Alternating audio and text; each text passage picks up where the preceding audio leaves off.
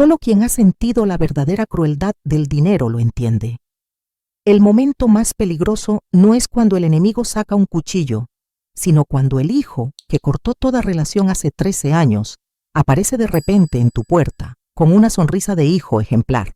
De pie en el balcón de mi chalet en Valencia, entorné los ojos mirando hacia abajo a Alejandro, que señalaba mi nueva casa con esa arrogancia idéntica a la de su padre. «Mamá, ya estamos aquí», gritó. Su voz me sonó chillona y falsa. A su lado, su mujer, Clara, barría la fachada con la cámara del móvil. Sus ojos no brillaban por la emoción del reencuentro, sino porque estaba calculando mentalmente cuánto valían las esculturas del jardín. 13 años desaparecidos. Ni una felicitación de Navidad, ni una llamada cuando estuve enferma. Pero solo 48 horas después de que saliera en los periódicos que una viuda gana el bote de la Primitiva, ya estaban aquí con las maletas hechas. ¿Se creen que sigo siendo la viejecita débil que suplica las migajas de cariño de antaño? ¡Qué gran error! Me alicé el vestido de seda caro y puse una sonrisa fría, preparándome para la mejor actuación de mi vida. Solo alguien muy observador se daría cuenta de que este pequeño detalle en el primer minuto decidiría quién gana y quién pierde en esta cruel partida de ajedrez familiar. «Pasad, no os quedéis ahí», dije, apartándome para dejarles paso, con una voz suave como la espuma de un capuchino que esconde el amargor del café. Alejandro pasó por mi lado sin ni siquiera mirar el jardín mediterráneo que un paisajista top de Valencia me diseñó el mes pasado. Sus ojos, en cambio, se clavaron en la lámpara de araña de Swarovski que colgaba en el recibidor, brillando como miles de diamantes. Vi perfectamente cómo se le dilataban las pupilas, su cabeza calculando rápido cuánto dinero en efectivo sacaría por eso.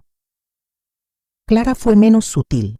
Sacó el móvil fingiendo escribir un mensaje, pero la cámara estaba escaneando todo el salón, desde el sofá de piel italiano hasta el enorme óleo de la pared. «Esto impresiona», murmuró Alejandro, dejando su maleta vieja y gastada sobre el mármol brillante. El ruido de las ruedas chirriando sonó como una nota desafinada en mi sinfonía de lujo. Reconocí esa maleta. Se la compré yo hace 15 años cuando se fue a la universidad. Resulta que su carrera de emprendedor, de la que presumía cuando se marchó de casa, no le dio ni para comprarse un equipaje decente. «Este es el salón principal», les guié hacia el interior. «Esos ventanales dan a la fuente. El sonido del agua me ayuda a dormir mejor». «Mamá». Alejandro se dejó caer en mi sofá de piel color crema con una naturalidad como si fuera el dueño. Cruzó las piernas intentando parecer importante, pero la suela desgastada de sus zapatos le delataba. Tenemos que hablar seriamente del futuro, de cómo gestionar esta nueva situación. ¿Situación?, repetí, haciéndome la tonta mientras me alisaba un pliegue del vestido. ¿Te refieres a mi golpe de suerte? Hablo de nuestra familia, bajó la voz, usando ese tono de hombre maduro y responsable, un tono que nunca usó para pedirme dinero para la matrícula en su día. 50 millones de euros es una cifra enorme, demasiado para que una persona de tu edad lo maneje sola. Y siendo francos, mamá, tampoco estás tan lúcida como para enfrentarte a los buitres de ahí fuera. Ahí estaba, a tu edad, como si los 58 años me convirtieran en una anciana senil, esperando a que los hijos vengan a tutelarla. El hijo que desapareció de mi vida cuando más lo necesitaba, ahora se preocupa de que me estafen. Sentí cómo me subía la bilis, pero me la tragué y puse una sonrisa dulce. ¿Y dónde pensáis dormir esta noche? Cambié de tema, escurridiza como una anguila. Imagino que no habéis reservado hotel, ¿verdad? En esta época Valencia está llena de turistas.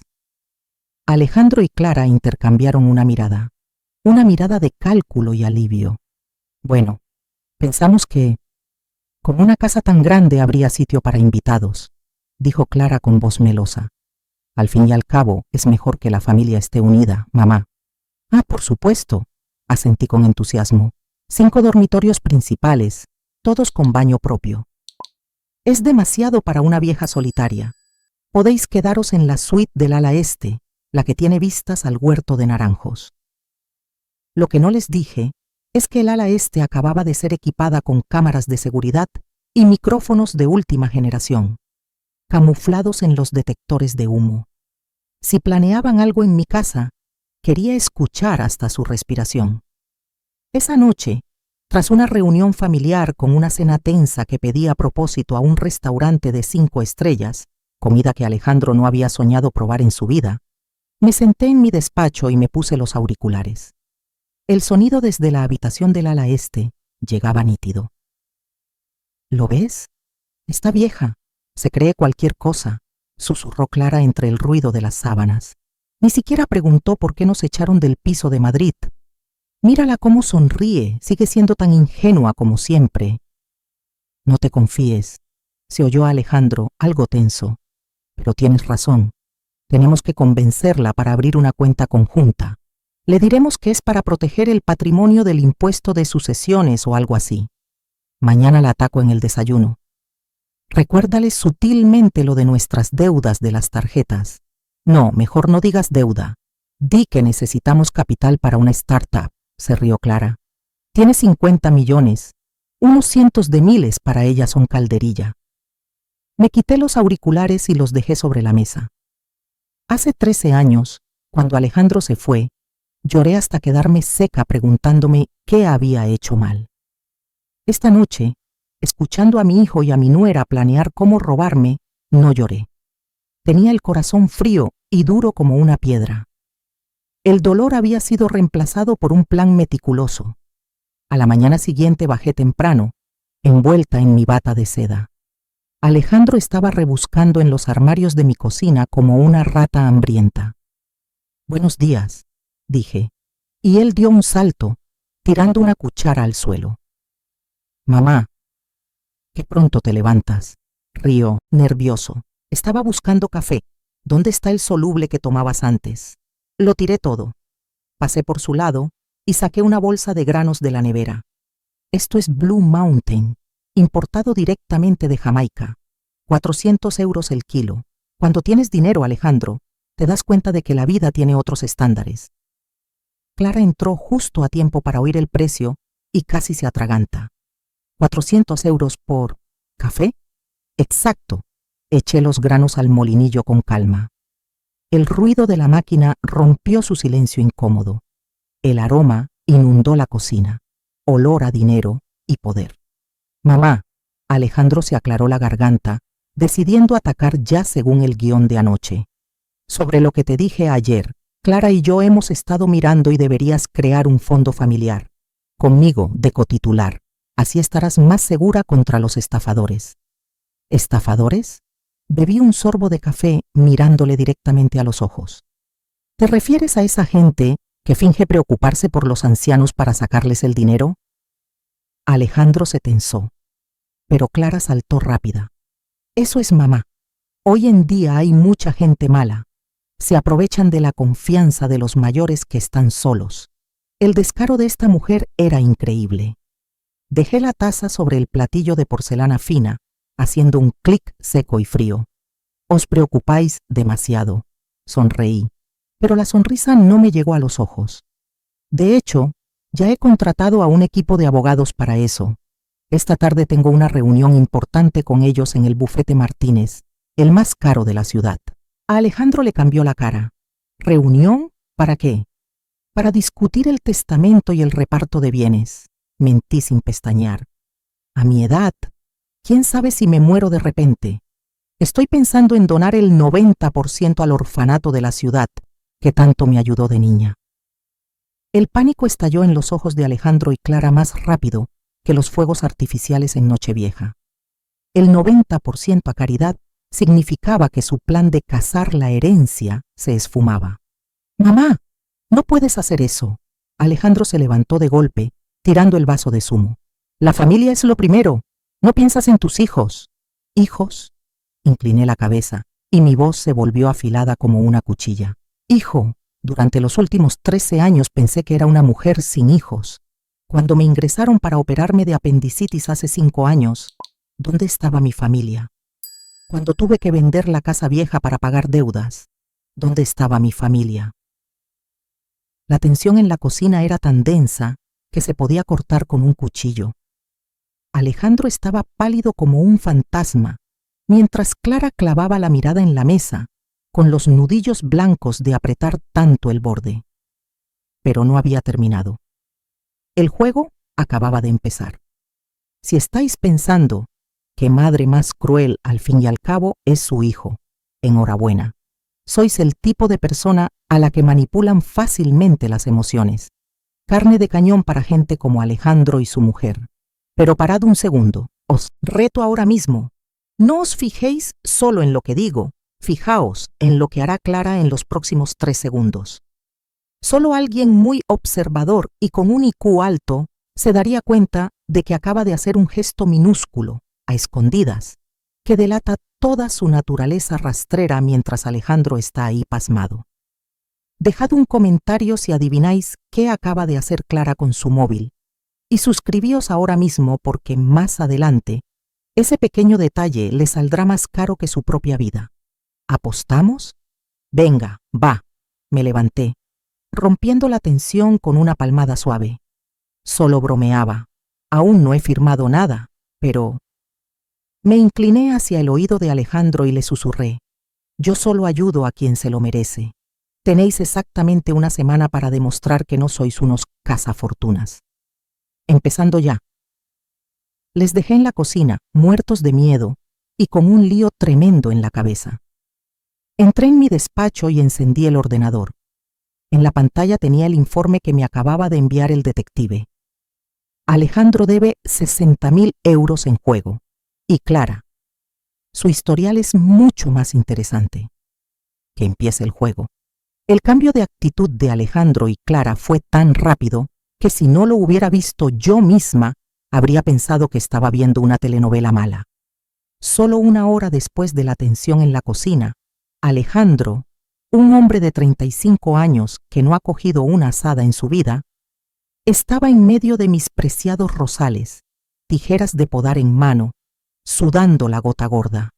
Estaba intentando cuidar los rosales cortando los brotes nuevos a lo bestia, torpe como él solo. «Déjame ayudarte, mamá», dijo al verme salir al porche, con esa sonrisa de no haber roto un plato que imagino usa para pedir prórrogas al casero. «Tienes razón, la familia tiene que apoyarse. He pensado empezar ayudándote con el jardín. Contratar gente de fuera es tirar el dinero». Miré el destrozo de ramas y hojas a sus pies, doliéndome en el alma por mis rosas David Austin, pero mantuve la cara de póker. «Gracias, Alejandro, pero cuidado con la espalda, que la vejez llega enseguida». Dentro, Clara no paraba tampoco. Mi querida nuera estaba limpiando los jarrones de cerámica, que seguro que había buscado en Google cuánto valían antes de tocarlos. Este ataque repentino de limpieza no me conmovió. Me dio náuseas. Era como ver a un buitre con babero, fingiendo modales ante un cadáver. «¿Vas a salir, mamá?», preguntó Clara, echando un vistazo rápido a mi traje de Chanel. «Al despacho del abogado», respondí seca, metiendo la carpeta en mi bolso Hermes. «La reunión del testamento que os dije esta mañana. No me esperéis, comeré con el señor Martínez». En cuanto mi Mercedes salió por la puerta, no fui a ningún abogado. Fui directa a una cafetería pequeña y discreta en el barrio del Carmen, donde me esperaba Ricardo, el detective privado que contraté hace 2 días. «Señora Delgado», saludó Ricardo, empujándome un sobre marrón bastante grueso. «Creo que debería pedirse un copazo antes de leer esto». Abrí el sobre y leí rápido las frases y cifras en negrita. Aunque iba preparada, se me encogió el estómago. Alejandro no solo debe dinero de las tarjetas, debe 62.000 euros en apuestas deportivas online, más 30.000 a unos prestamistas de las afueras de Madrid que no se andan con chiquitas. Tiene el coche embargado y una orden de desahucio de la semana pasada. Pero lo de Clara era lo mejor. No la echaron por recortes como dice, explicó Ricardo sin inmutarse. Era administrativa contable en una empresa de materiales. La despidieron hace 4 meses por meter mano en la caja. cantidades pequeñas, un par de cientos de euros de la caja chica cada vez, pero grano a grano se hace montaña. No la denunciaron para evitar líos de prensa, solo la echaron a la calle. Apreté el papel con rabia.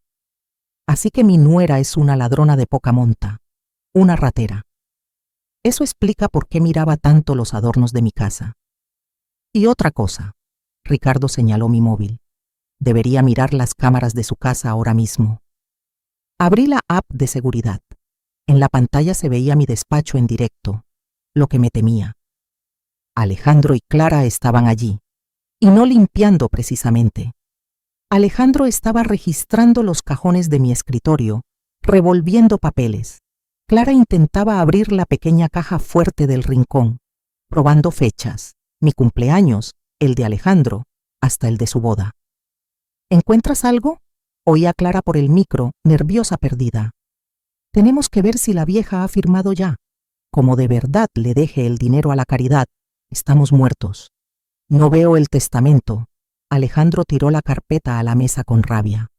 Solo facturas de inversiones e informes fiscales. Joder, tiene mucha más pasta de lo que pensábamos. Mira este saldo.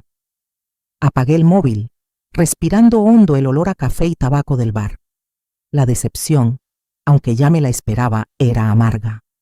Una parte pequeña y estúpida de mí aún esperaba que solo fueran curiosos. Pero no, son ladrones. Ladrones con mi misma sangre. Volví a casa a las 3 de la tarde. Al entrar al despacho, vi que todo estaba colocado, pero no perfecto. Una carpeta estaba al revés y mi silla girada 45 grados mal. Alejandro y Clara estaban en el salón, fingiendo leer revistas. ¿Qué tal la reunión, mamá?, preguntó Alejandro, con la voz temblorosa. Muy bien, sonreí, yendo directa al escritorio. Cogí la carpeta que estaba al revés y la puse bien delante de sus narices. El abogado Martínez apoya mi plan totalmente, aunque qué raro.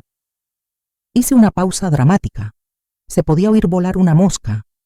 ¿Qué pasa?, tartamudeó Clara. Juraría que dejé este cajón cerrado con llave antes de irme. Tamborileé los dedos sobre la mesa de roble. ¿Por qué está un poco abierto? ¿Ha entrado alguien aquí? Ah, esto... Alejandro se levantó de un salto, rojo como un tomate. Fui yo. Me dolía mucho la cabeza y entré a ver si tenías algún analgésico en el cajón. Perdona, se me olvidó decírtelo. ¿Analgésicos? Arqueé una ceja, clavándole la mirada hasta que tuvo que apartar la suya. Los analgésicos suelen estar en el botiquín del baño, Alejandro. Nunca mezclo medicinas con documentos financieros. Es una regla básica de la gente con dinero. Pero no pasa nada. Te dolería tanto que te confundiste. Vi a Clara suspirar aliviada, pensando que me había tragado esa mentira tan mala. No sabía que esa mentira era el primer clavo en el ataúd de su matrimonio y de su futuro. Esta noche he invitado a cenar a una vieja amiga, solté de repente, cambiando de tema. Elena, nuestra antigua vecina. Fue la única que estuvo conmigo en los peores momentos después de que te fueras. Seguro que te apetece verla. Alejandro pasó del rojo al blanco cadavérico. Elena lo sabe todo. Ella es testigo viva de su crueldad de hace 13 años. Genial, dijo, con la voz estrangulada como si se hubiera tragado una brasa. Tengo muchas ganas de verla. Me di la vuelta para ocultar una media sonrisa. Esta noche, la cena no solo tendrá carne de Kobe, el plato principal será la cruda verdad. A las 7 en punto sonó el timbre, rompiendo el silencio asfixiante del comedor. Había preparado una cena digna de la alta sociedad valenciana. Mantel de lino blanco inmaculado y planchado a la perfección. Cubiertos de plata brillando bajo la lámpara de araña y el olor a pato a la naranja llenando la sala. Todo perfecto, menos los 2 invitados no deseados que estaban sentados tiesos en sus sillas. Fui a abrir. Era Elena, con una botella de vino tinto barato en la mano, pero envuelta con cuidado. Seguía tan sencilla como siempre, con su pelo gris recogido en un moño y esa mirada firme. Elena es la mujer con la que compartí barras de pan en mis días más negros, la que me secó las lágrimas cuando Alejandro se marchó dando un portazo. «Carmen, qué casa tan bonita», exclamó Elena, pero no miró los cuadros caros ni el mármol, me miró directa a los ojos. «¿Estás bien?» «Estoy muy bien», respondí apretándole la mano. «Pasa, que el protagonista te espera». Al entrar al comedor, Alejandro se levantó torpemente. Ver a Elena era como mirarse en un espejo del pasado, justo lo que mi hijo intentaba evitar. «Tía Elena», murmuró Alejandro, evitando mirarla a la cara. «¿Cuánto tiempo?» Elena no sonrió. Se quedó mirándole fijamente un buen rato, como si su mirada atravesara esa camisa planchada para ver la cobardía que había debajo. 13 años, dijo con voz tranquila, pero afilada como un cuchillo. «Sí, mucho tiempo. La última vez que te vi fue cuando le gritaste a tu madre que era un estorbo para tu carrera artística, te subiste a la furgoneta de mudanzas y desapareciste». Clara, sentada a su lado, se quedó de piedra. Se levantó rápido y tendió la mano con una sonrisa forzada. «Hola, soy Clara, la mujer de Alejandro. Nos alegra mucho que haya venido».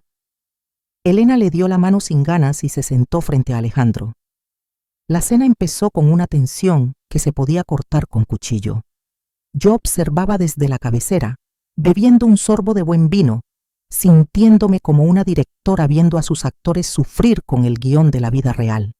«El pato está exquisito», intentó romper el hielo Clara, con una voz agudísima y falsa. «Mamá Carmen tiene unas manos de oro. Alejandro siempre me cuenta que cocinas mejor que nadie». Elena soltó el cuchillo, haciendo un ruido metálico seco. «¿Ah, sí?» Pensaba que a Alejandro se le habría olvidado cómo cocina su madre, porque durante los primeros 5 años desde que se fue, su madre tuvo que comer fideos de sobre y pan duro para pagar el préstamo de estudios que él le dejó colgado. A Alejandro se le atragantó la carne. Tosió fuerte y bebió agua a toda prisa. Eso es pasado, tía Elena», dijo Alejandro, rojo como un tomate. «Era joven, impulsivo, pero he madurado. He vuelto para compensarla». «¿Compensarla?» Elena soltó una risa irónica. «¿Cómo? ¿Metiéndote en este chalet de lujo justo cuando sale en las noticias que le ha tocado la lotería? ¿Sabes qué, Alejandro? Hace 3 años, cuando operaron a tu madre de urgencia de apendicitis en Nochebuena, yo fui quien firmó los papeles del hospital. Yo me pasé la noche en esa sala de espera helada. ¿Tú dónde estabas?» «Yo no lo sabía». Alejandro bajó la cabeza. «No lo sabías porque cambiaste de número», dije yo, suave pero fría. «Te llamé cientos de veces al número viejo. Solo salía que el número no existía». Clara saltó rápido, intentando defender a su marido, o mejor dicho, a su billete de lotería. «Pero señora, mamá, la vida es muy dura. Alejandro ha trabajado muy duro en su carrera de pintor. Necesitaba su espacio para crear. El arte exige sacrificios». Me eché a reír, una risa amarga que les hizo dar un respingo a los 3. «¿Carrera de pintor? ¿Te refieres a los cuadros que pintas o a tu trabajo de camarero en aquel bar de Madrid? ¿O al de teleoperador vendiendo seguros que duraste 2 meses?» Alejandro levantó la cabeza de golpe, con los ojos como platos del susto. «Mamá, ¿cómo sabes eso?» «Sé más de lo que crees», seguí cortando mi pato con calma. «Sé que nunca has vendido un cuadro por más de 50 euros. Sé que te han echado de 3 pisos por no pagar el alquiler. Y sé que la única razón por la que os habéis reunido conmigo ahora es porque no tenéis dónde caeros muertos». La cruda verdad servida en mesa de lujo. El disfraz de hijo pródigo exitoso de Alejandro se hizo trizas. Ahí estaba, encogido, pareciendo más pequeño y patético que nunca. Elena me miró, con los ojos suaves, mezcla de pena y admiración. Ella sabía lo que me costaba decir esto sin llorar, pero Clara no se rendía. Qué descaro el suyo. Pase lo que pase en el pasado, somos familia. Mamá, los españoles, valoramos la sangre por encima de todo. ¿Vas a dejar a tu hijo y a tu nuera en la calle? Dejé la servilleta en la mesa, me levanté y fui hacia la ventana que daba al jardín oscuro. Familia no es un nombre, Clara, es un verbo. Familia es lo que haces por el otro, no el ADN. Elena, señalé a mi amiga, ella ha sido mi familia esta última década. Me giré hacia Alejandro. Podéis quedaros esta semana, como prometí. Pero no os creáis que no sé lo que tramáis. No soy un banco, y el amor de madre no es una moneda de cambio. La cena terminó en un silencio sepulcral. Elena se fue poco después, dándome un abrazo fuerte en la puerta. Lo has hecho muy bien, Carmen, me susurró. No te ablandes. El lobo no se convierte en perro guardián de la noche a la mañana. Cuando volví dentro, Alejandro y Clara ya habían subido. Revisé las puertas y, como nueva costumbre, miré las cámaras de su habitación en el móvil. Estaban discutiendo. Me dijiste que estabas senil, siseó Clara, tirándose de los pelos. Lo sabe todo. Sabe hasta que eras camarero. Me mentiste diciendo que tenías exposiciones. Cállate, gruñó Alejandro, sentado en la cama con la cabeza entre las manos. ¿Cómo iba a saber que contrataría a un detective? Piensa qué hacemos ahora. No nos va a dar ni un euro. La semana que viene vence el plazo de los prestamistas. Si no pagamos, vendrán a cortarme las manos. No podemos esperar a que cambie de opinión. La voz de Clara se volvió fría y peligrosa. Se puso a caminar por la habitación. Necesitamos efectivo, ya. Las cosas de esta casa... Todo vale dinero. ¿Estás loca? Tiene cámaras en el pasillo. Entonces algo pequeño. Clara se paró y le brillaron los ojos con una codicia que daba miedo. Esta tarde vi que se quitó el anillo de diamantes para lavarse las manos. El de compromiso de tu padre. Ese diamante tiene al menos 3 quilates. Si lo vendemos en el mercado negro, pagamos la deuda y nos sobra para largarnos a Portugal. Es el anillo de recuerdo de papá, protestó Alejandro débilmente. ¿El recuerdo o tu vida?, le gritó Clara. Mañana va al banco por la mañana. Es nuestra única oportunidad. Apagué la pantalla, sintiendo un escalofrío. No de miedo, sino de asco. Ese anillo es lo único que me dejó mi marido. No me lo he quitado en 40 años. Y mi propio hijo se queda callado, dejando que su mujer planee robar lo más sagrado de su madre. Miré mi dedo anular, donde el diamante brillaba bajo la luz. Muy bien, si tanto quieren el anillo, lo usaré para darles la última lección. La trampa está puesta, y la presa entra sola. Esa noche dormí como un bebé, mientras arriba 2 codiciosos pasaban la noche en vela planeando su crimen. Mañana será un día largo. El tercer día en Valencia amaneció con un silencio falso. El sol mediterráneo entraba en el comedor, iluminando unos huevos Benedict fríos que nadie se había dignado a probar. Yo, sentada en la cabecera, bebía mi té Earl Grey mientras observaba a los 2 actores novatos intentando seguir con su papel. Alejandro tenía mala cara, con unas ojeras que delataban que no había pegado ojo. Miraba el reloj a cada rato, moviendo la pierna sin parar bajo la mesa. Clara, al revés, estaba extrañamente animada, con los ojos brillantes, mirando a todos lados de la casa como un depredador que huele sangre. Sabía exactamente qué les pasaba por la cabeza. El plazo de los mafiosos se acababa y su paciencia era tan poca como el dinero que tenían en los bolsillos. «Mamá», dijo Clara, rompiendo el hielo mientras jugaba con el mantel, «¿vas a salir hoy? Hace un día precioso, es una pena quedarse en casa». «Sí», dejé la taza, sonriendo suavemente. «Tengo cita con el director del banco a las 10. Quiere reestructurar mi cartera de inversiones. Pensaba ponerme el conjunto de zafiros, así que...». Me callé, llevándome la mano al cuello y luego fingiendo susto al tocarme el dedo anular izquierdo. ¡Ay, Dios! Se me olvidó el anillo de compromiso. Me lo quité para echarme crema de manos esta mañana y me lo he dejado en el tocador del dormitorio. Vi cómo a Clara le brillaron los ojos como relámpagos. Miró rápido a Alejandro, haciéndole un guiño tan disimulado que si no te fijas, Piensas que se le ha metido algo en el ojo. Voy yo a por él, mamá. Se ofreció Clara de inmediato, haciendo amago de levantarse. No hace falta. Hice un gesto con la mano, levantándome despacio. Tengo que cambiarme los zapatos para que peguen con los zafiros. Seguid comiendo, subo un momento y me voy. Subí las escaleras notando sus miradas clavadas en mi espalda. En el dormitorio, fui directa al tocador. El anillo de diamantes de 3 quilates. El último recuerdo de mi marido. Estaba allí, brillando inocente. No sabía que estaba a punto de convertirse en el cebo de una trampa cruel. Lo cogí y lo miré por última vez.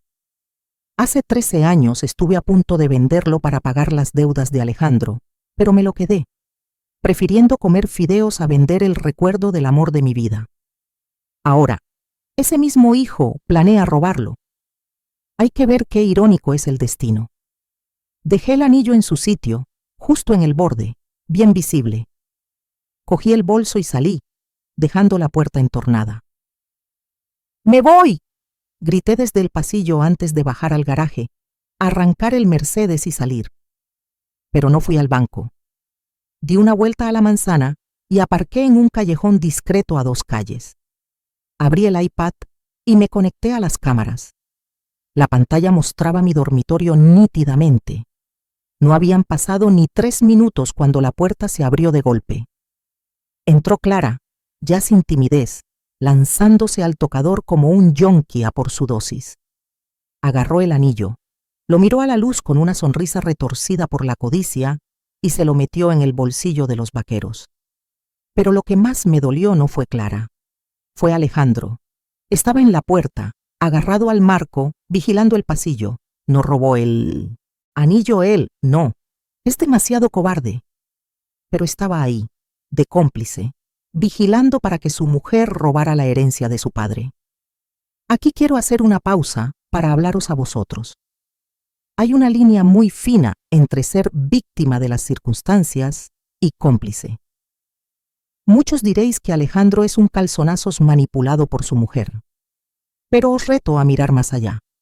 Si solo veis esto por entretenimiento barato, no comentéis, porque no entenderéis lo que voy a decir. El que vigila la puerta a veces es peor que el que roba. Porque el ladrón actúa por codicia, pero el vigilante actúa traicionando a su conciencia. Alejandro sabe lo que significa ese anillo para mí. Sabe lo que trabajó su padre para comprarlo. Y aún así, ahí está. Esto es para los que piensan, ¿por qué Alejandro no paró a Clara? ¿Miedo a su mujer? ¿O es que en el fondo cree que mi dinero debería ser suyo y que robarlo es solo recuperar lo que es suyo? Solo quien ha sufrido la traición de un familiar entiende esta mentalidad retorcida. Si eres de los pocos que ve la verdadera naturaleza de este silencio cómplice, dime qué piensas en los comentarios. No lo hagas a menos que estés seguro de no ser de los que justifican la maldad. Volviendo al iPad, vi cómo se iban rápido. Apagué la pantalla y respiré hondo. Hora del final. Volví a casa en 15 minutos. Al entrar al salón, los dos veían la tele, intentando parecer relajados, pero respiraban agitados. «¿Mamá? ¿Ya has vuelto?» Alejandro saltó con la voz quebrada. «Olvidé unos papeles», mentí, subiendo las escaleras. «De verdad que estoy perdiendo la cabeza». Unos minutos después, grité desde arriba con un tono de pánico ensayado. «Alejandro, Clara, subid rápido, ha pasado algo». Subieron corriendo, pálidos como la cera. «¿Qué pasa, mamá?», preguntó Clara, llevándose la mano al bolsillo derecho sin darse cuenta. «El anillo», señalé el tocador vacío. «Mi anillo ha desaparecido. Lo dejé aquí hace 20 minutos». «¿Seguro, mamá?», tartamudeó Alejandro.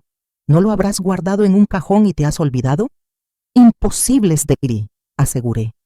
«Recuerdo perfectamente dejarlo aquí. Oh, ha entrado un ladrón. La ventana», señalé la ventana entreabierta. «Eso es.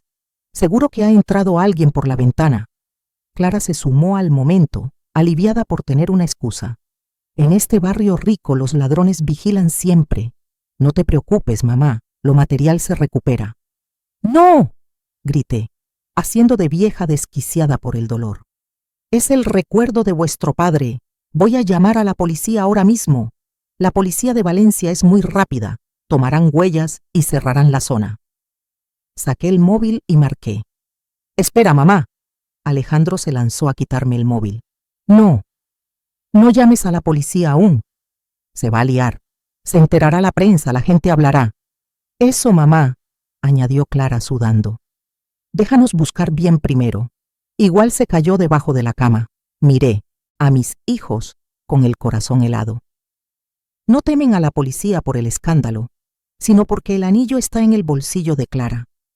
Tenéis razón. Bajé el móvil y mi voz se volvió tranquila, dando miedo. Llamar a la policía es un lío. Pasé por su lado y fui hacia la tele enorme colgada frente a la cama. La suerte es que cogí el mando y miré a Clara a los ojos. No necesito a la policía para saber quién ha entrado aquí. ¿Qué quieres decir?, preguntó Alejandro temblando. Quiero decir, pulsé el botón de encendido, que cuando tienes 50 millones de euros, no solo pones cámaras en la puerta, hijos míos. La pantalla se encendió, y ahí, en 4K nítido, se veía a Clara robando el anillo y a Alejandro vigilando como un criminal cobarde. La habitación se quedó en un silencio de muerte. Clara retrocedió hasta chocar con la pared. Alejandro cayó de rodillas, con las manos en la cabeza. Ahora, dije con voz helada, devuélveme el anillo antes de que cambie de opinión y llame al jefe de policía, que resulta que juega al golf con el abogado Martínez. Clara, temblando, sacó el anillo del bolsillo y lo dejó en la mesa sin atreverse a levantar la vista. Fuera de mi casa, señalé la puerta. Ahora mismo. Mamá, Alejandro levantó la cabeza con los ojos llenos de lágrimas. Lo siento. Yo.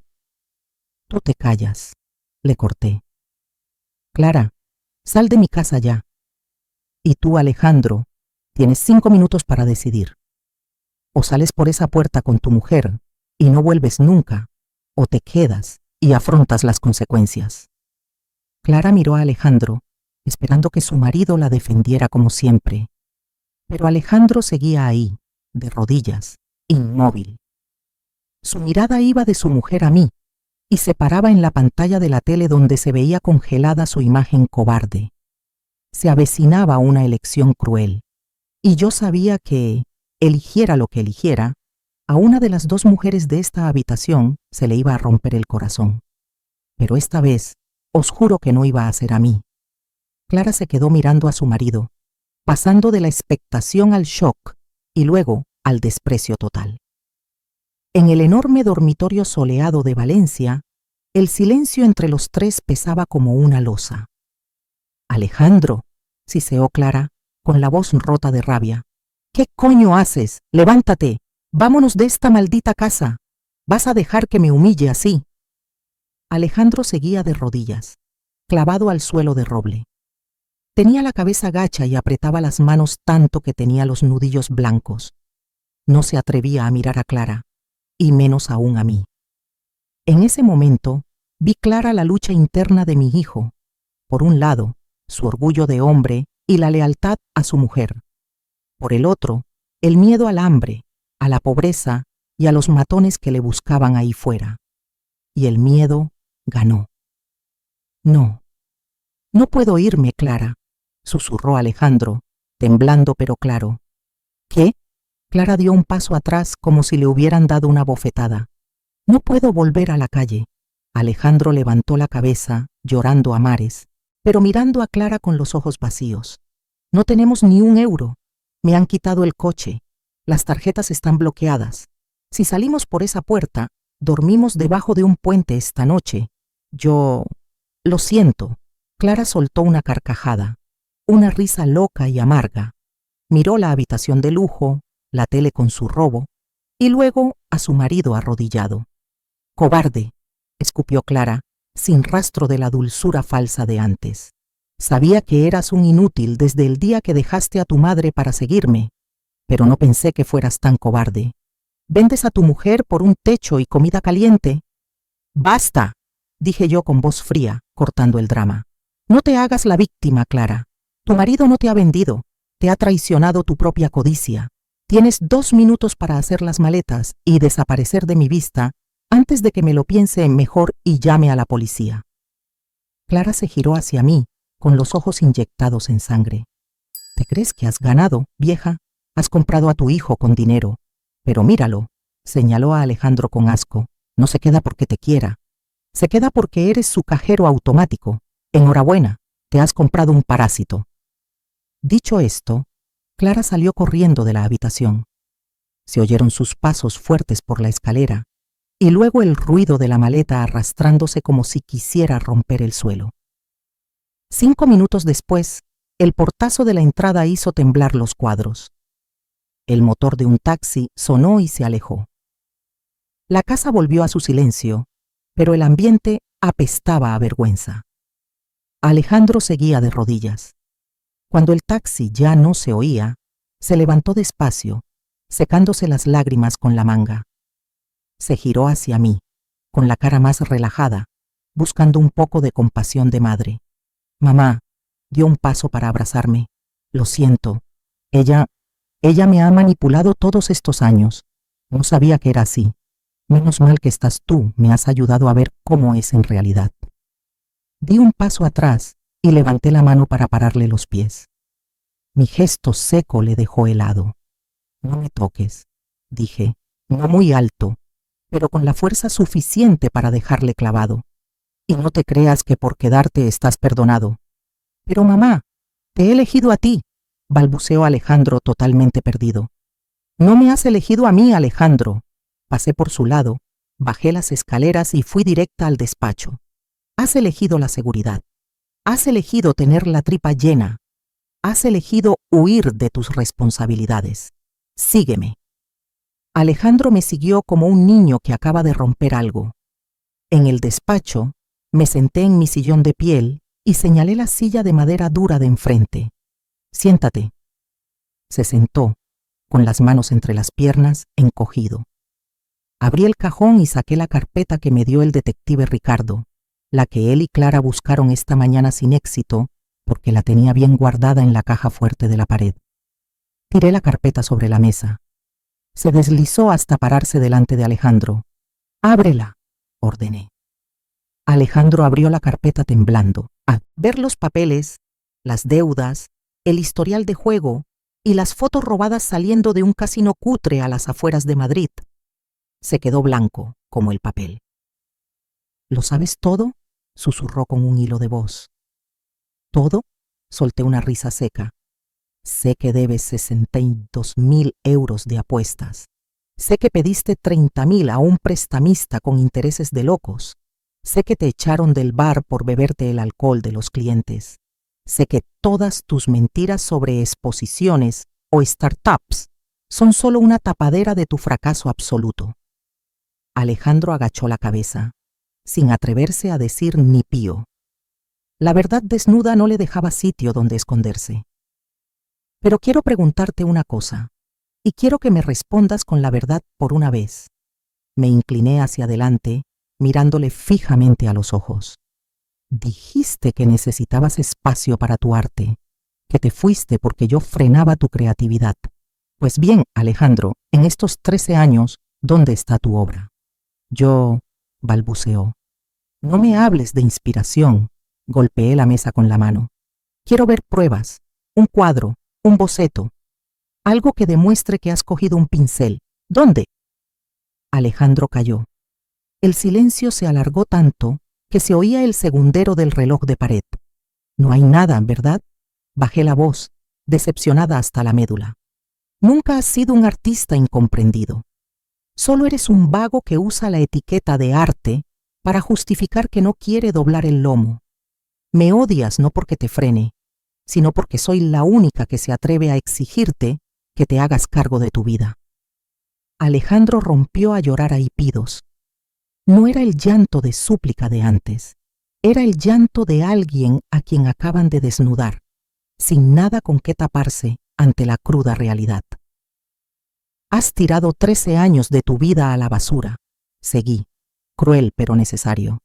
Dejaste que tu mujer robara en su empresa para mantenerte.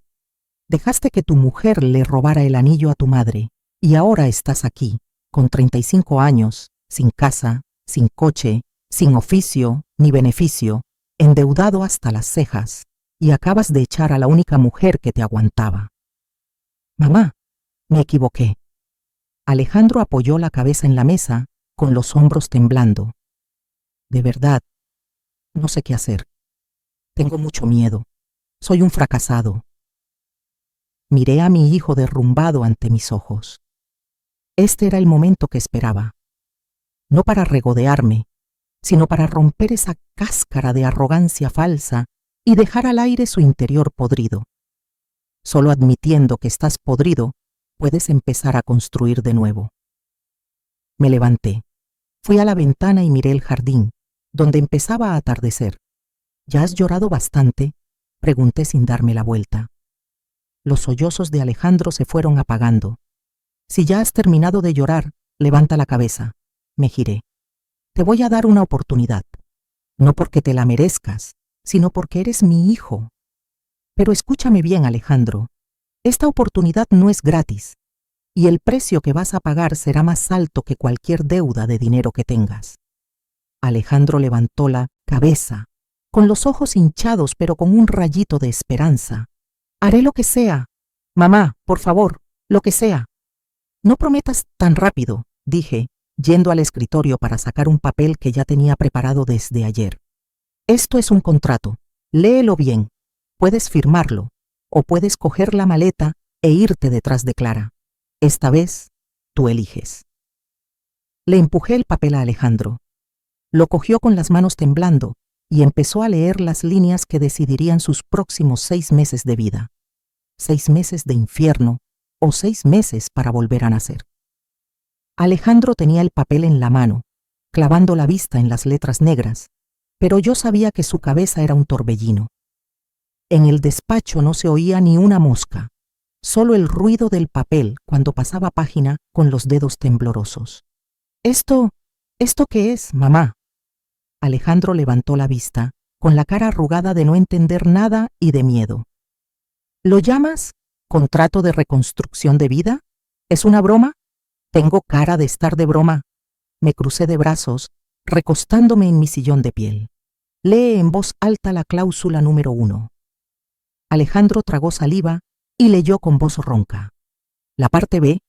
Alejandro se compromete a buscar y mantener un empleo a tiempo completo en un plazo de 7 días desde la firma. Este empleo no podrá estar relacionado con el arte, la creatividad o ser freelance. Debe ser un empleo con contrato, seguridad social y fichaje de horario. Paró y me miró suplicante. Mamá, pero soy pintor. Nunca he trabajado en una oficina ni en trabajos físicos. No tengo títulos para eso. Tienes carné de conducir, tienes salud y tienes 2 manos y 2 piernas. Le corté en seco. Mercadona busca reponedores. Las cafeterías del casco antiguo siempre necesitan gente para fregar platos. No hace falta un título para fregar suelos, Alejandro. Lo que te falta no es habilidad, es humildad.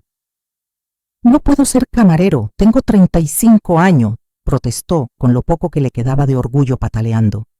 Entonces vete de mi casa, señalé la puerta. A ver si a los 35 años es más elegante dormir debajo de un puente que ser camarero. Alejandro se calló, bajó la cabeza y siguió leyendo, sudando. Cláusula número 2. Finanzas, dije por él. No voy a pagar ni un euro de tu deuda de 92.000 euros ahora mismo. Pero mamá, los mafiosos... Escucha hasta el final, endurecí la voz. Mi abogado ha hablado con tus acreedores. He usado mis contactos y algún truco legal para congelar la deuda 6 meses.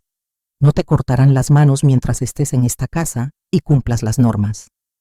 Pero, y esto es un pero importante, esa deuda sigue siendo tuya.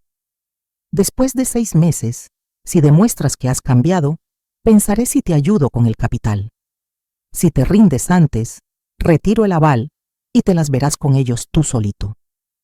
Alejandro se quedó blanco. Entendió que acababa de convertir mi casa en una cárcel segura. Y él era un preso voluntario. Cláusula número 3. Seguí. Un poco más suave pero firme. Terapia psicológica. 2 sesiones por semana con el doctor Morales. Tienes que averiguar por qué un hombre adulto decide huir de la vida durante más de una década. Yo pagaré esto. Considéralo mi única inversión de riesgo en ti ahora mismo. Alejandro soltó el papel sobre la mesa. Miraba a la nada. La elección era cruel. Libertad con peligro y hambre, o seguridad con control y trabajos forzados. ¿Dónde voy a vivir?, preguntó bajito. ¿En la habitación del ala este? Me reí y negué con la cabeza. No, Alejandro. El ala este es para invitados. Tú no eres un invitado. Estás a prueba. Te mudarás a la habitación pequeña junto al almacén en la planta baja, la que usaba María, la asistenta. Esa habitación sin ventana grande, esa misma, y me pagarás alquiler, rematé. 300 euros al mes, que se descontarán de tu sueldo. También te cobraré la comida. Bienvenido al mundo real, donde nada es gratis. Alejandro cogió la pluma estilográfica. Le temblaba tanto la mano que pensé que se le caería al suelo. Miró por la ventana, donde ya oscurecía el jardín, y luego al papel. Sabía que no tenía salida. Clara se había ido, y con ella la última fantasía de una vida fácil. Ahora solo quedaba él y la cruda realidad. Firmó, un garabato débil, pero firmó. Bien. Recogí el papel y lo guardé en el cajón. El contrato empieza ya. Ahora, dame la llave del ala este y baja tus cosas a tu nueva habitación. La cena te la buscas tú. La cocinera ya se ha ido y yo no pienso servirte. Miré a mi hijo arrastrando su maleta, lo único que tenía, saliendo del despacho hacia la escalera oscura del servicio. Se me encogió el corazón.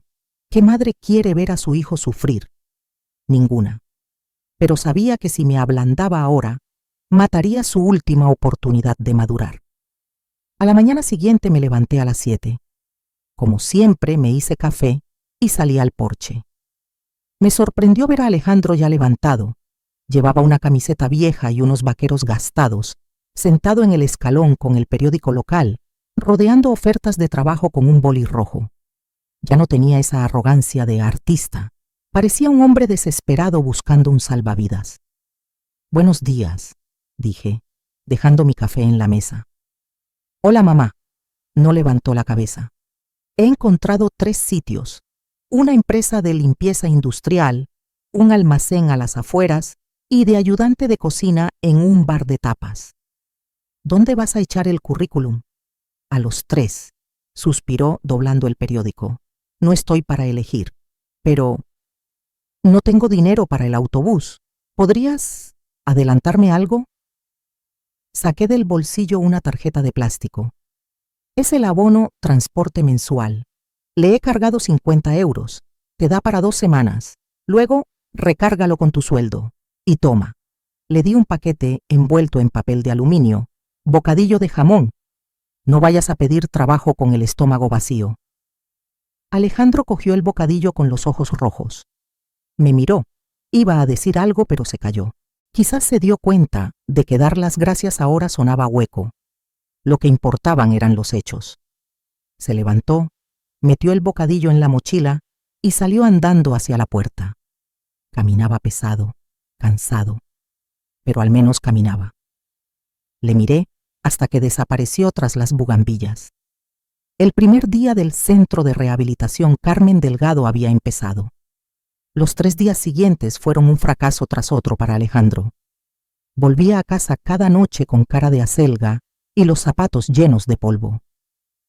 Dicen que soy muy mayor para cargar cajas, contó la primera noche, mientras tomaba una sopa de verduras sosa en la cocina. Quieren chavales de 20 años fuertes. Dicen que no tengo experiencia fregando platos profesionalmente, contó la segunda noche, amargado. ¿Te lo puedes creer, mamá? ¿Experiencia para fregar platos? La tercera noche, el plazo de 7 días se acababa. Alejandro se dejó caer en la silla sin ganas ni de comer. Soy un inútil, murmuró. Nadie quiere a un tío de 35 años con el currículum en blanco desde hace 13 años. ¿Y qué les has dicho?, pregunté, limpiando la encimera. Di la verdad, que eras artista freelance. Idiota, le regañé, pero sin gritar. No eres artista, eres alguien que necesita trabajo para comer. Mañana ve a la obra que hay en el sur de la ciudad. He oído que les faltan peones. Ni se te ocurra llevar ese currículum de artista ridículo. Ve allí, remángate la camisa y dile al capataz que estás dispuesto a hacer lo que sea, hasta limpiar escombros, con tal de que te paguen en efectivo el fin de semana. Alejandro me miró con los ojos como platos. ¿Peón? ¿Cargar cemento a 40 grados? Exacto, le miré fijo a los ojos. Tu padre hizo eso durante 10 años para criarte, Alejandro. ¿O te crees que tus manos de artista son demasiado nobles para tocar el cemento? El silencio inundó la cocina. Alejandro se miró las manos blancas, sin un solo callo. Luego cerró los puños con fuerza. Vale, dijo entre dientes, mañana iré. A la mañana siguiente se fue a las 5. Volvió a las 6 de la tarde. Esta vez no entró por la puerta principal. Entró por la de servicio, lleno de cal, con la ropa empapada de sudor y suciedad. Tenía la cara roja del sol y las manos llenas de arañazos y sangre seca. Yo le esperaba en la cocina con un vaso de limonada con hielo. Alejandro se bebió el vaso de un trago y lo dejó fuerte sobre la mesa. Metió la mano en el bolsillo y sacó 3 billetes de 20 euros arrugados. 60 euros, dijo con voz ronca pero con un tono que nunca le había oído. Orgullo. El capataz dice que si mañana llego puntual me pagará 65. Empujó 2 billetes de 20 hacia mí. 40 euros. Alquiler y comida de hoy. Me quedo 20. Miré los 2 billetes manchados de polvo de cemento sobre el mármol impoluto. Eran feos, sucios, pero para mí, en ese momento, eran más bonitos que cualquier boleto de lotería premiado. Era el primer dinero limpio que ganaba mi hijo en más de una década. Trato hecho. Cogí el dinero intentando que no me temblara la voz. Vete a duchar, apestas. Tienes estofado para cenar, está en el horno. Alejandro asintió y se fue arrastrando los pies a su cuarto. Miré su espalda mojada de sudor y por primera vez en 13 años vi la sombra de mi difunto marido en los hombros de mi hijo. Le dolía todo, estaba agotado, pero estaba empezando a ser un hombre. Pero yo sabía que el dolor físico era la parte fácil. El verdadero reto vendría cuando tuviera que enfrentarse a sus demonios en la consulta del doctor Morales mañana. Ahí es donde sería la verdadera batalla. La sala de espera de la doctora Patricia Morales estaba helada y olía fuerte a lavanda, un olor para calmar los nervios, pero que a Alejandro solo le daba náuseas. Estaba encogido en el sillón de terciopelo, con las manos apretadas. Los rasguños de la obra seguían rojos, y aunque se había frotado con jabón 1000 veces, aún le quedaba negro de cemento y tierra bajo las uñas. Era la tercera sesión. Las 2 primeras fueron un desastre. Alejandro se quedó callado o soltó frases vacías sobre la presión creativa. Pero hoy, según me dijo Patricia, una vieja amiga y psicóloga top de Valencia, no le iba a dejar escapar. Yo esperaba en el coche en el parking, nerviosa, perdida. Ser madre de un hombre de 35 años que empieza a andar en la vida real duele más que criar a un niño de 3. Cuando tenía 3 años, le ponía una tirita en la rodilla, le daba un beso y se le pasaba. Pero ahora la herida está en su alma podrida y el beso de mamá no cura, envenena. Dentro de la consulta la pelea estaba en marcha. Alejandro me contó luego cada detalle, como confesándose. Dices que tu madre es controladora.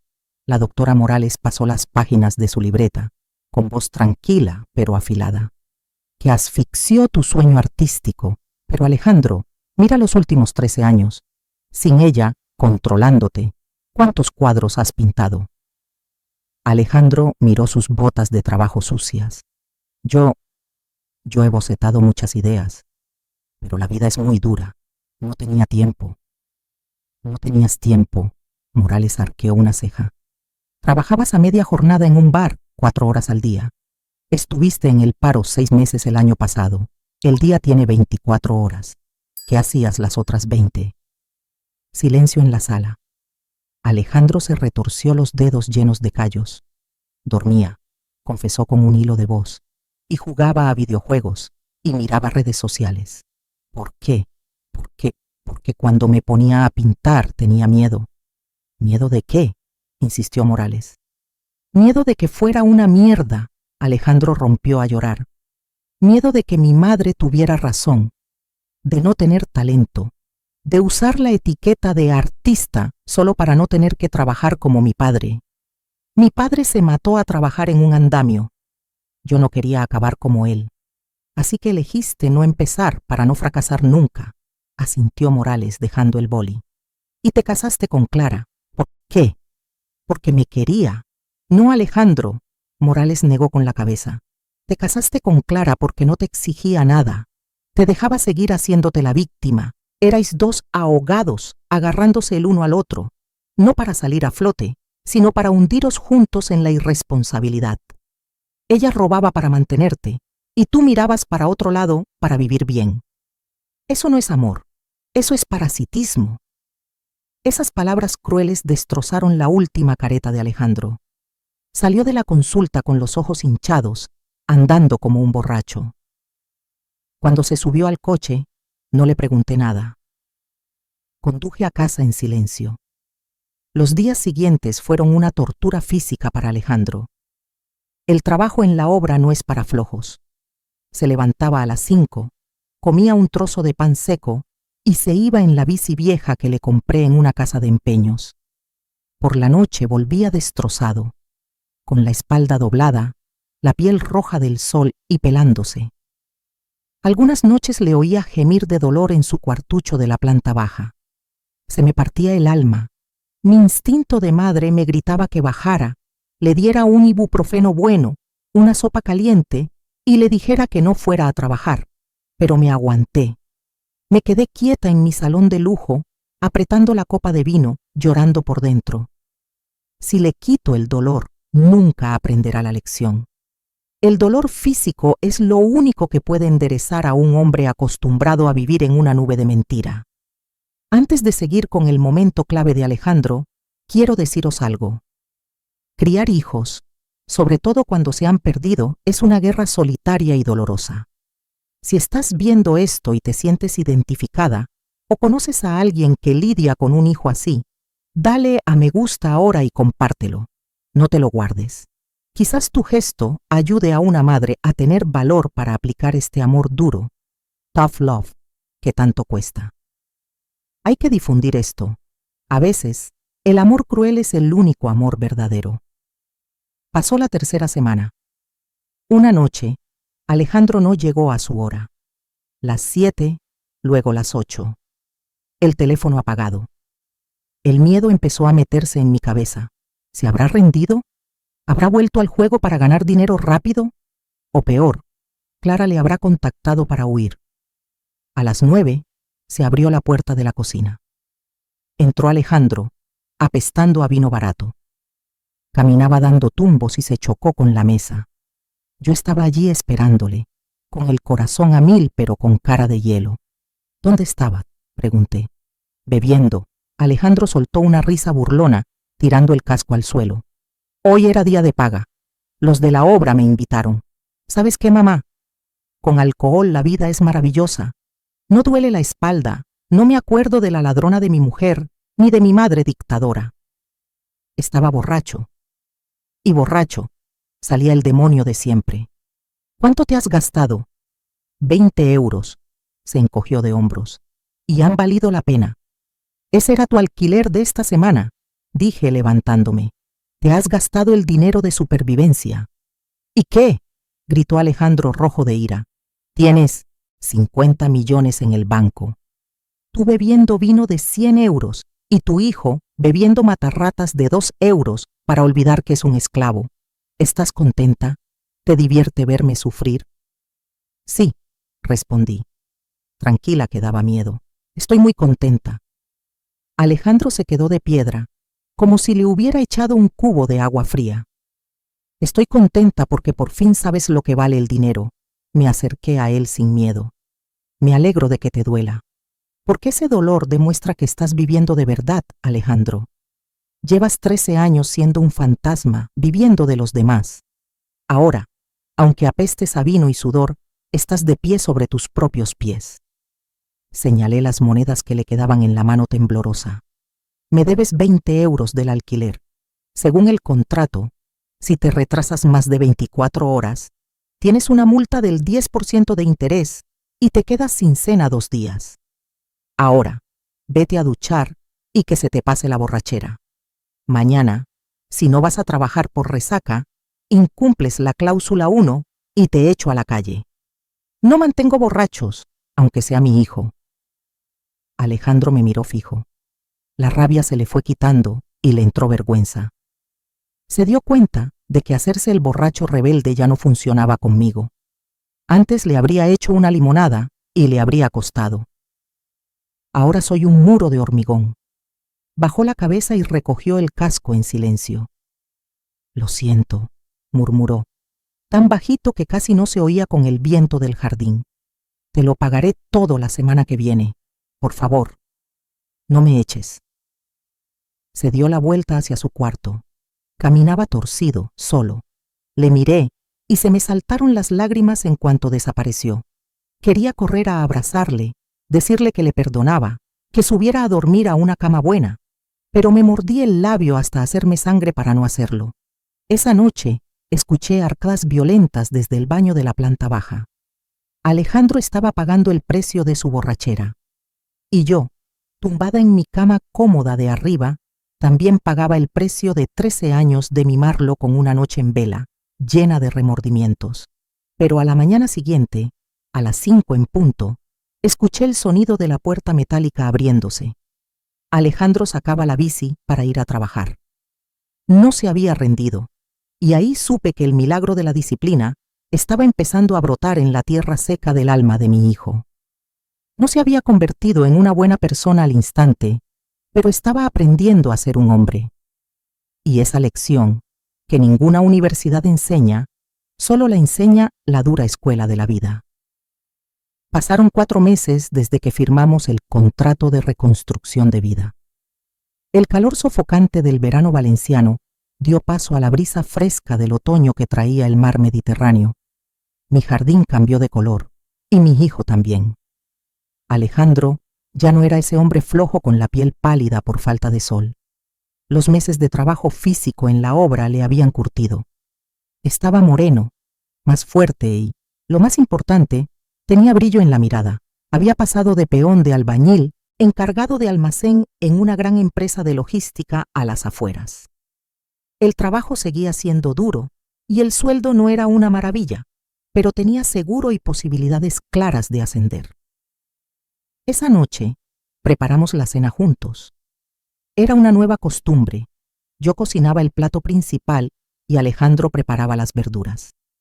El sonido rítmico del cuchillo contra la tabla creaba una música de hogar tranquila que pensé que nunca volvería a oír. ¿Qué tal la terapia hoy?, pregunté, removiendo la paella que olía de maravilla. Dura, admitió Alejandro, sin levantar la cabeza de los pimientos que cortaba. La doctora Morales me obligó a enfrentarme a la verdadera razón por la que me casé con Clara. Paré un momento. ¿Y la has encontrado? Sí, suspiró, dejando el cuchillo. No me casé con ella por amor a primera vista ni porque fuéramos almas gemelas. Me casé porque era la única que aceptaba mi vagancia. Ella era mi escudo para huir de mi responsabilidad como marido y como hombre. Ella me dejaba hacerme la víctima y yo le dejaba a ella hacerse la salvadora.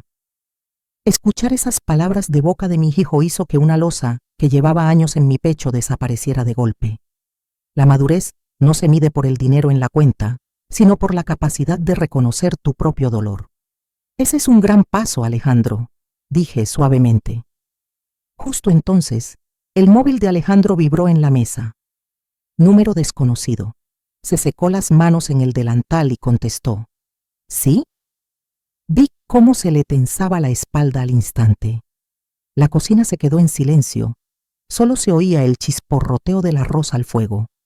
«Clara», dijo Alejandro, con voz grave pero sin el pánico de antes. Observé conteniendo el aliento.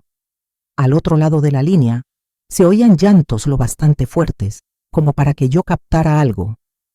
Clara le contaba que dormía en el coche, que la habían echado de la pensión y cuánto echaba de menos a nosotros.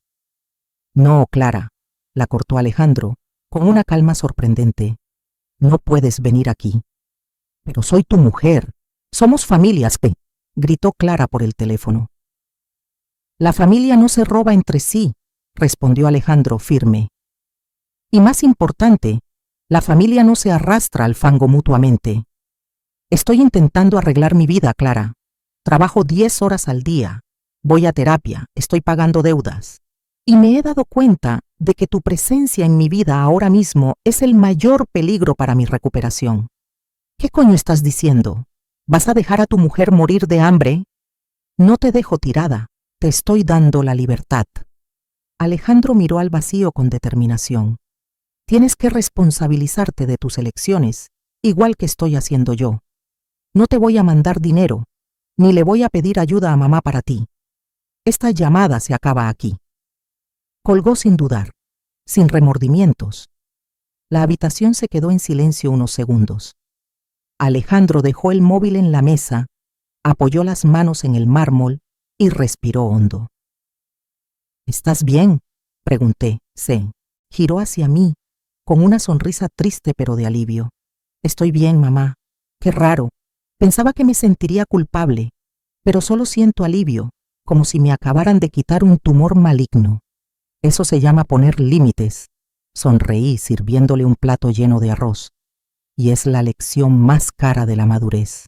Come, que frío no vale nada». La cena transcurrió con una paz extraña. Alejandro comió con ganas, sin esa actitud servil de quien vive de prestado, sino con el porte de un hombre que ha terminado un día de trabajo duro y se merece el descanso. Pero la vida nunca es tan simple como una cena. A la mañana siguiente, mientras tomaba café en el porche, un coche de policía paró en la puerta. Bajaron 2 agentes con cara seria. Se me encogió el corazón. ¿Había hecho algo Alejandro? ¿O los mafiosos habían perdido la paciencia? «¿La señora Carmen Delgado?», preguntó el agente cuando abrí. «Sí, soy yo». «Necesitamos hablar con su hijo, el señor Alejandro Delgado», dijo el agente, con la mano en la funda del arma. «En relación con un caso de estafa financiera a gran escala del que su esposa, la señora Clara Rodríguez, es la principal sospechosa. Tenemos una citación». Me quedé helada. El fantasma de Clara aún no nos dejaba en paz. Y esta vez no eran súplicas por teléfono, eran esposas y juzgados. Alejandro acababa de empezar a levantarse. ¿Le tumbaría este golpe otra vez? Alejandro salió a enfrentarse a los 2 policías, no temblando como un culpable, sino con la calma sorprendente de un inocente. Resulta que Clara había usado el nombre de nuera de la millonaria de la lotería para pedir préstamos a usureros y estafar a varios ancianos con inversiones falsas justo después de irse de mi casa. La policía no venía a detener a Alejandro, le necesitaban como testigo. Esa llamada rechazando a Clara la noche anterior, junto con los papeles de divorcio que el abogado Martínez había preparado en secreto el mes pasado, fueron el escudo legal perfecto que salvó a mi hijo de la cárcel. Si anoche se hubiera ablandado, si hubiera dejado volver a Clara aunque fuera un paso, ahora sería cómplice de una estafa enorme. Al ver en la tele la noticia de Clara esposada, Alejandro no dijo nada, solo soltó un suspiro de alivio, el suspiro de quien ha tropezado al borde del abismo, pero ha conseguido agarrarse a una cuerda fuerte. Los 6 meses del contrato de reconstrucción pasaron volando. El día que el contrato terminaba oficialmente, llamé a Alejandro al despacho. Le acababan de ascender a jefe de equipo en el almacén y su sueldo se había duplicado gracias a su esfuerzo y honradez. «Felicidades por completar el reto». Le empujé un cheque de 92.000 euros, dinero suficiente para borrar todas sus deudas de juego y préstamos del pasado. Como prometí, pagaré tu deuda principal. Eres libre. Mañana puedes mudarte al ala este o irte a vivir fuera, como quieras. Alejandro cogió el cheque, mirando las cifras un buen rato. Luego hizo algo que me dejó pasmada. Cogió un bolígrafo, escribió un compromiso en el reverso del cheque y me lo devolvió. Mamá, aceptaré esto para pagar a los mafiosos de una vez, por seguridad. Pero quiero firmar un nuevo préstamo contigo. Te devolveré este dinero, 500 euros al mes, durante los próximos 15 años, con intereses bancarios. ¿Por qué? Pregunté con un nudo en la garganta y los ojos picando. Tengo 50 millones. Esto no es nada para mí. Porque no quiero volver a ser el hijo gorrón de la viuda de la lotería. Sonrió, la sonrisa más radiante y de hombre que le había visto nunca. Quiero ser Alejandro, el hombre que se compró su propia libertad y dignidad. Ya me diste la caña, por favor. No me des más el pez. Me levanté, rodeé el escritorio y abracé fuerte a mi hijo. Esta vez, el abrazo fue apretado, sin distancias, sin cálculos. Me di cuenta de que la mayor fortuna de Carmen Delgado no eran los 50 millones en el banco, sino el hombre maduro y bueno que tenía entre mis brazos. Mi crueldad le había salvado la vida. Gracias por acompañarnos con paciencia a Carmen y Alejandro hasta el final de este viaje lleno de lágrimas, lucha interna y lecciones aprendidas a sangre. La vida siempre es justa, siempre da segundas oportunidades, pero solo a quienes son lo bastante valientes para enfrentar su verdad más fea y aceptar el cambio. Si esta historia te ha tocado el corazón o te ha dado valor para aplicar el amor duro con tus seres queridos que están perdidos, no olvides darle a suscribirse y activar la campanita. Pronto traeremos más historias reales, crudas y con mucho significado. Vuestro apoyo es lo que nos mueve a contar lo que nadie se atreve. Nos vemos en el próximo video.